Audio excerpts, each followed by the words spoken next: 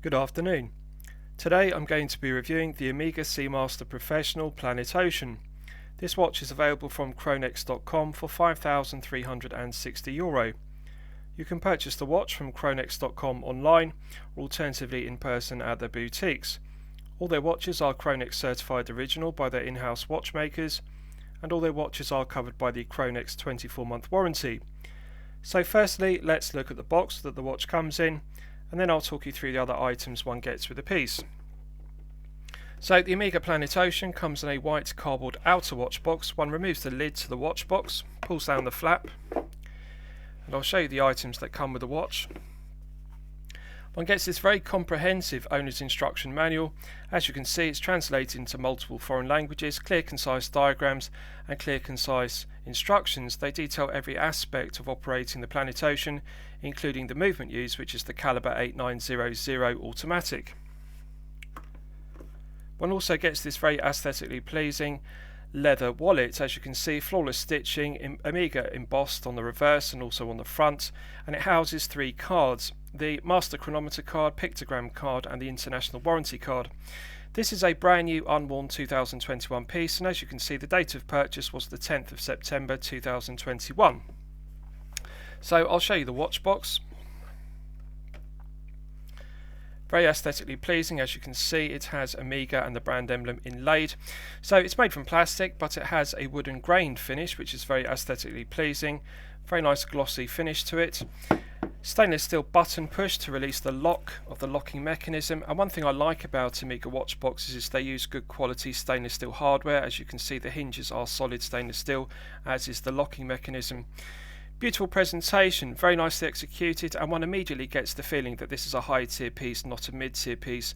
And I would say that this is a better looking and better quality watch box than the watch boxes that Rolex are using for the Sea Dweller and the Submariner Date, for example.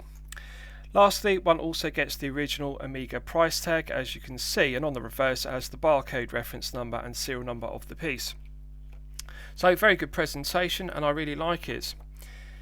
So with regards to the specifications of the piece, this is the Omega Seamaster Professional Planet Ocean. 43.5mm case diameter. We have a lug-to-lug measurement of 48.9mm, a thickness of 16.3mm including the dome sapphire crystal. The lug width is 21mm and the bracelet tapers from 21mm at the lugs down to the 2-button push clasp.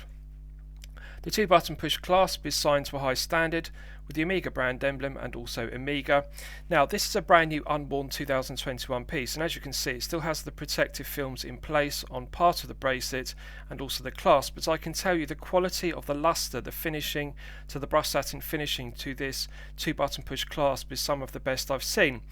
I love the large chamfer which is machined on the edges of the 2-button push clasp and the mirror polishing to the 2 buttons. It's very nice attention to detail. Brushed satin finish to the flanks and also the underside, and it's just absolutely gorgeous to look at. Nice low profile curved profile to the 2-button push clasp, so it wraps around the wrist very well. The interior is finished to a flawless standard. Brushed satin finish to the top side, underside and flanks as one would expect. Solid milled stainless steel throughout.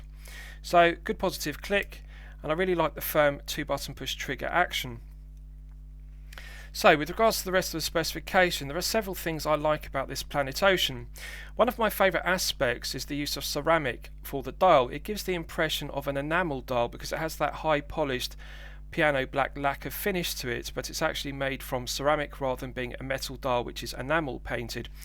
So absolutely gorgeous finishing to it. Now it is a highly reflective dial, but Omega have made the correct choice by using double AR coating on the underside of the double dome sapphire crystal.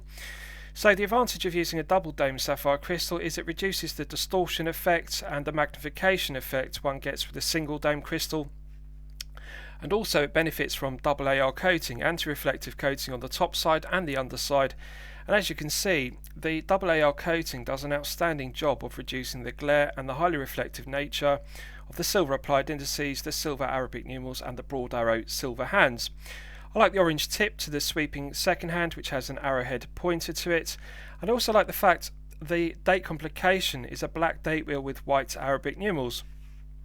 I think they've made the correct choice. Rather than using a white date wheel with black Arabic numerals, the black date wheel is clearly legible, and I like the symmetry of the dial. The 12, 9 and 6 in silver applied Arabic numerals is very eye-catching, very aesthetically pleasing, and it adds to the legibility and the functionality of the watch. Liquid metal bezel insert, so it's made from a mixture of ceramic and also liquid metal. It has the appearance of a metal bezel insert, like an aluminium bezel insert, because it has that metallic finish to it being liquid metal, but it also has the hard anti-scratch resistant properties of ceramic, so it's the perfect compromise because it's aesthetically pleasing like an aluminium bezel insert would look, but it's as scratch resistant as ceramic. And I think it's better looking than the Cerachrome bezel insert, which is inlaid with platinum, that Rolex use on the Submariner and the Submariner dates respectively. Clearly legible, large Arabic numerals, and the minute ticks are fully indexed, and we have a lume pip and triangle at 12 o'clock. So let's test the bezel action. 120 click unidirectional bezel as one would expect.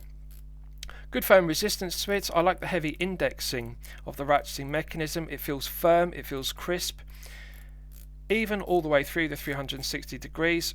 No lateral side to side play whatsoever, no back play whatsoever, so it's a good tight bezel action, very well executed. I'll just check the alignment. Needless to say, the alignment is perfect, no issues whatsoever. Gear tooth profile to the solid stainless steel bezel, as you can see, mirror polish to the teeth of the gear tooth profile, and the inner sections to the teeth are brushed satin finish which look bead blasted effect.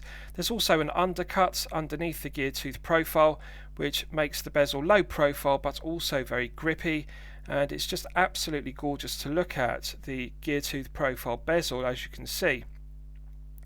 The finishing to the case is some of the best I've seen. I like the large bevels which are machined to the top edges of the lugs. The chamfers mark the transitions between the top of the lugs and the flanks of the case. Longitudinal brushed satin finishing to the stainless steel case, as you can see, absolutely flawless, just beautiful to look at. So flawless mirror polishing to the chamfers on the case on both flanks, just absolutely gorgeous to look at. The screw down crown is knurled finish and embossed with the Omega emblem, as you can see. So let's test the crown action. Absolutely silky smooth, minimal resistance required, silky smooth thread action, good interface between the internal thread of the stainless steel crown and the external thread of the crown tube. The screw down crown provides an effective hermetic seal to 600 meters, which is very impressive. In the first position is the manual wind position, and one can manually wind the caliber 8900 to top it up to its maximum 60-hour power reserve. Absolute pleasure to feel the mainspring tension gradually building up. Pulling it out to the first click position, operates the hour hand independently. Now, one characteristic I like about the caliber 8900 is one can rotate the hour hand independently, as you can see, which makes setting the time very quick. And one can also cycle through the 24 hours, and if you look at the date complication, you'll see that that also advances the date complication. So it's a nice feature to be able to keep the second hand and the minute hand running, but hack the hour hand and move it independently of the second and minute hand. A nice feature. Pulling it out to the second click position is the time setting position, and as you can see, that hacks the movement. It stops the second hand dead, and one can set the minute to set the time in the conventional fashion. So silky smooth, nice light resistance to the caliber 8900, which feels very good. I like the feeling of it. One can feel the gearing in the movement, but it's light resistance both clockwise and anti-clockwise. Pressing it in's got a nice positive firm click, and that restarts the movement. So I'll just test screwing it back down again. Immediate pickup. This is a very good, excellent crown action. It's one of the better crown actions I've experienced on a watch. So it feels very good. One can immediately feel the O-rings compress and reinstating the 600 meters of hermetic seal. So it's a good solid crown action. At the 10 o'clock position, we also have a helium escape valve, which is knurled finish, and as you can see, it has the periodic table symbol for helium, as you can see, HE. So let's test the action of the helium escape valve. Minimal resistance required to unscrew it, silky smooth thread action. It's now fully unscrewed. I'll screw it back down again. Immediate pickup on the thread. Very good, and again this provides an effective hermetic seal to 600 meters, as does the screw down exhibition case back. Now, as this is a brand new unworn piece, it still has the protective film intact and the barcode with the reference number of the piece, but looking through the protective film through the exhibition case back, which is glazed with sapphire crystal, you can see the gorgeous arabesque finishing to the bridges of the movement and the arabesque finishing to the rotor. So I'll just turn it around and you can see it better. Just look at the detail on the rotor, that arabesque finishing, it's absolutely gorgeous. And this is something that gives Omega the edge over Rolex, because the Rolex Submariner Date and the Rolex Sea Dweller have sterile case backs which are solid oyster steel, and one cannot see the movement, so Rolex don't decorate the movement or the rotor because it's not going to be seen. But with Omega, they go to great lengths to decorate both the bridges of movement with arabesque finishing, and also they decorate the rotor with arabesque finishing to match. And it's just absolutely gorgeous the way that arabesque finishing catches the light. It makes a refreshing change from the Côtes du Genève or pelage finishing, which are the other usual finishes to bridges of movements. I really like the arabesque finishing, and Omega deserve full credit for not using pelage or Côtes du Genève. I think that they've made the correct choice, because the caliber 8900 is a beautiful movement to look at. It's not just technically excellent, it's actually very aesthetically pleasing. Sapphire crystal makes for a very comfortable wearing experience because it's perfectly flat, and I like the knurled finishing to the exterior, mirror polish to the teeth, and it's just a very well executed screw down exhibition case back. The solid end links are a good tight fit to the case, finished to a flawless standard, as is the bracelet. Brushed satin finish to the underside of the bracelet, the flanks, and also the top side. And one thing I like about Omega bracelets, such as this Planet Ocean bracelet, they use large flathead screws, and this is better done than on Rolex oyster bracelets because they use 1.6mm flathead screws. These are larger flathead screws, and they mean that one isn't going to slip with the screwdriver tip when resizing the bracelet due to those larger screw heads. So I think they're better done. I also like the oval shape to the links. They're not squared off, and that makes a very comfortable wearing experience because they articulate very well, they flex very well around the wrist, and there's no sharp edges, no burrs. It feels very comfortable on wrist. Something else I really like about the Planet Ocean is the use of female pivoted end links. As you can see, rather than using male end links which would extend the lug to lug measurement past its 48.9mm, they use female pivoted end links, and they allow for the ends of the bracelet to articulate underneath the ends of the lugs, as you can see. So they give a very snug fit to the wrist, and I'll give you a wrist shot and you can see how it fits on my 8-inch wrist. Now, I haven't sized the bracelet. I've simply taken the watch out of the watch box, and as you can see, I'm pleased to report it fits my 8-inch wrist with no difficulty whatsoever. It would actually fit up to an 8.5-inch wrist with all the links in the bracelet.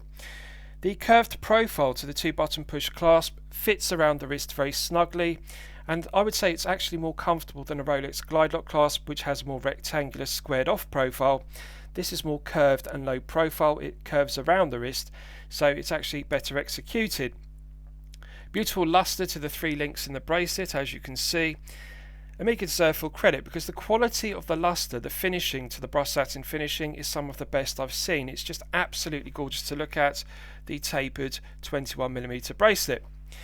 The shape of the Planet Ocean case, the head of the piece, is just gorgeous. I love the large bevels machined on the flanks, as you can see. Just an absolutely gorgeous piece. So the feel-good factor and the comfort level is outstanding. Now, this is the 43.5mm version, and straight away I'm going to say, if you're a collector with a 6 to 7-inch wrist, you may find this to be too large and wearing with too much wrist presence. There is something to note. It's an incredibly heavy piece. It is 217 grams with all the links in the bracelet. So it's one of the heaviest pieces I have reviewed on my channel, and I've reviewed over 100 watches.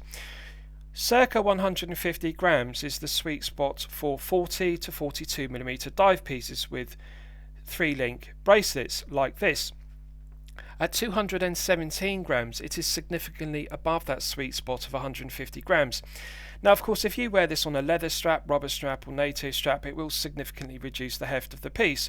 And also, if you have a smaller wrist and you remove 4 to 5 links from the bracelet, that will of course reduce it, but it's still going to be in excess of 170 grams, even with 4 links removed. So it's a very heavy piece. Now, the other thing to note is it's also a very tall piece, 16.3mm tall, including the double dome sapphire crystal. As you can see, it's a very high profile piece. So although the case shape is curved around the wrist, and it does give a snug fit due to the female pivoted end links, as you can see it pulls down the head of the piece close to the wrist. It's a tall piece. It's not going to easily slip underneath a shirt cuff if you wear business shirts, so that's something to bear in mind. For a sports piece, a recreational piece, if you're going to wear this with polo shirts, short sleeve shirts, t-shirts, absolutely fine. Business shirts with long sleeves, you're going to find it very difficult to fit the 16.3mm height of the piece underneath a shirt cuff, so that's something to bear in mind. And also it is large at 43.5mm and also 217 grams.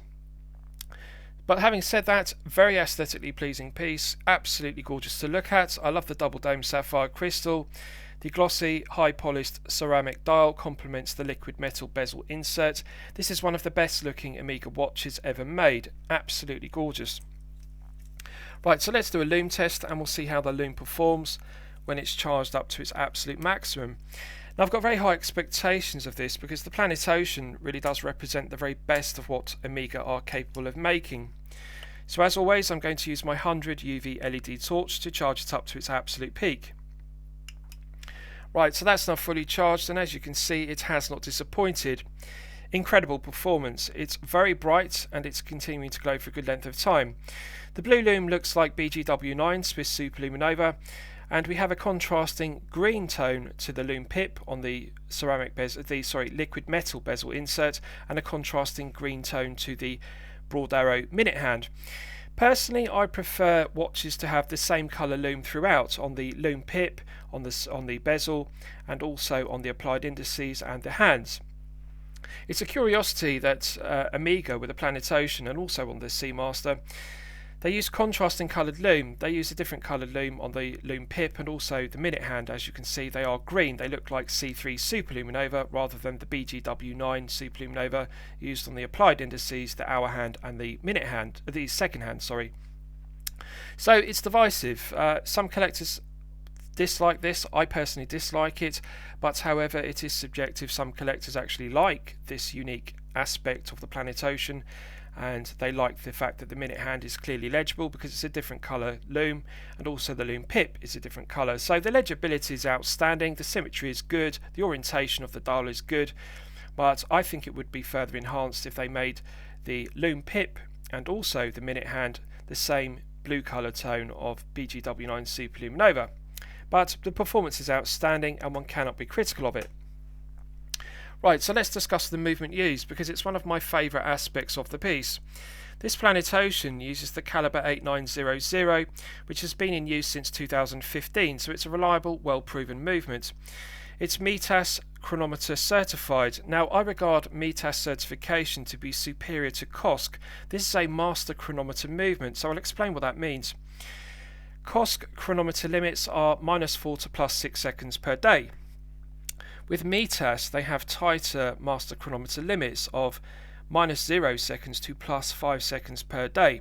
Now, the thing in particular I like about METAS certification as opposed to COSC, which is used by Rolex, for example, is that METAS don't just test the movement's accuracy when they are 100% fully wound to their maximum power reserve. So, for example, this movement isn't tested only at 60 hours, it's maximum.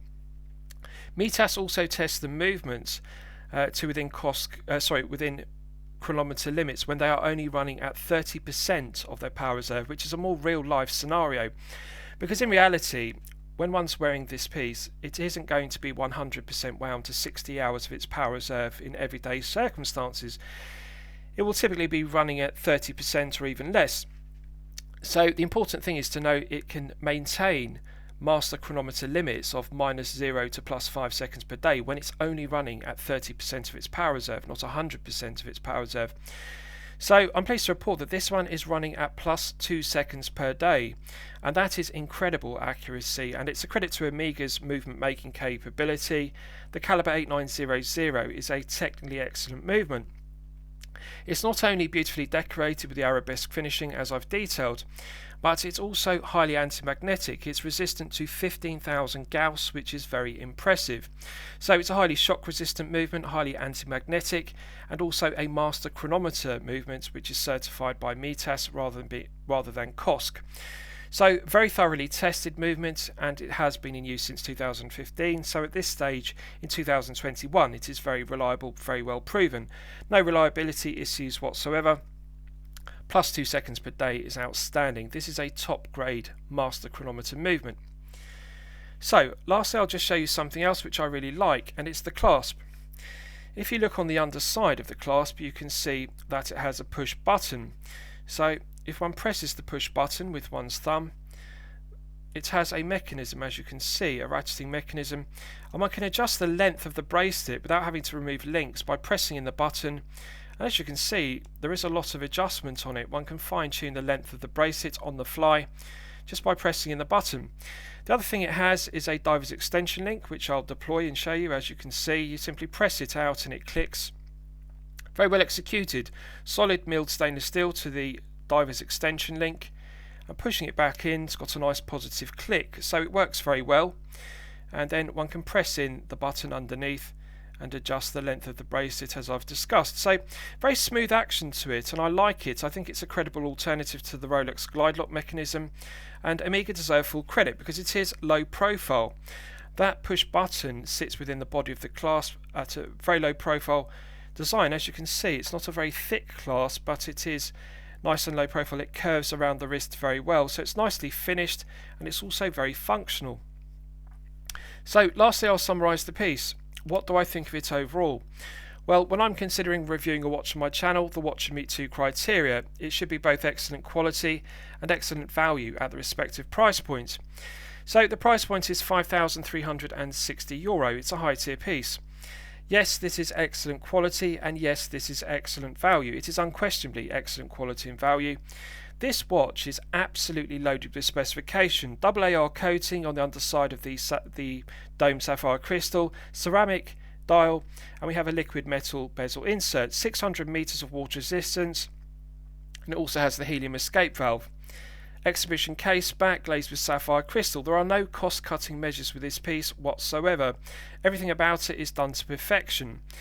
There is nothing I would change about this piece. The only thing I think it could be enhanced with is if they removed the helium escape valve, or alternatively recessed the helium escape valve into the flank of the case as per the Tudor Pelagos, or alternatively the Rolex Sea Dweller, because I think the recessed helium escape valve, or the deletion of the helium escape valve, would add to the aesthetics of the beautiful shape to the case. But however, this is subjective. Some collectors actually like the helium escape valve at 10 o'clock because it is a characteristic of the Seamaster Professional series, including this Planet Ocean.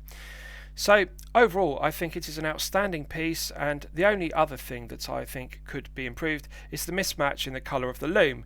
The green lume on the broad arrow minute hand and also the lume pip. I personally would prefer if it was using Swiss BGW9 blue superluminova throughout, but again, this is subjective. Some collectors like it. So I'm going to highly recommend it to you for your consideration. I think this watch is outstanding. So I hope you've liked my review of the Omega Seamaster Professional Planet Ocean. Please feel free to post your own comments below the video.